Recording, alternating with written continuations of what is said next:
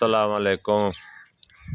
मियाँ मैं पाकपतन शरीफ रहने वाला अब्दुल गफूर मेरा नाम है जी। मैं हूँ कहना बहुत तंग हैगा, मैं रोज़ी पानी तो ही औखा हैगा, हर गल तू मेरी दवाई तू बहुत औखा, मैनू कोई नहीं मिलता कई गल ते मैं बड़ा जलीला, मेरी अखी तू ही मैं मुथाज हो गई हाँ। कमाने वाला जी मेरे को है कोई नहीं, बेवसैल हाँ मैं।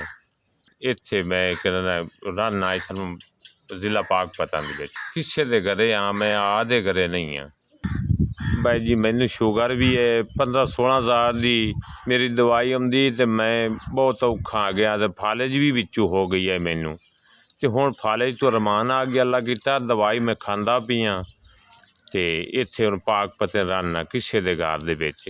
अच्छा जी, मेरी आखिर दूसरी लत्त नूं भी जख्म होया खड़ा है, तो मेरी लत्त अगली भी शुगर ना कटी गई है, तो हुण मैं कहड़ा हुण तुसी वेख सोच लो, आ सारी मेरी लत्त खराब हो गई है। देखो जी, अल्लाह तो बगैर मेरा आसरा कोई नहीं, रब ही है आसरेदार, उही करदा पिया जो करदा पिया। तो मेरे 15-16 हज़ार रुपया मेरी तनख्वाह आया, लगदे दवाई दे पैसे।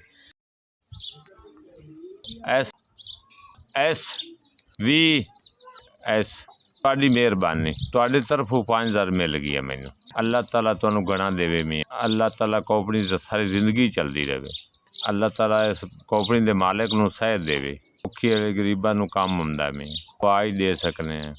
5000 दी मैं दवाइयां लईसां मियाँ। S ਤੁਹਾਡੀ मेहरबानी।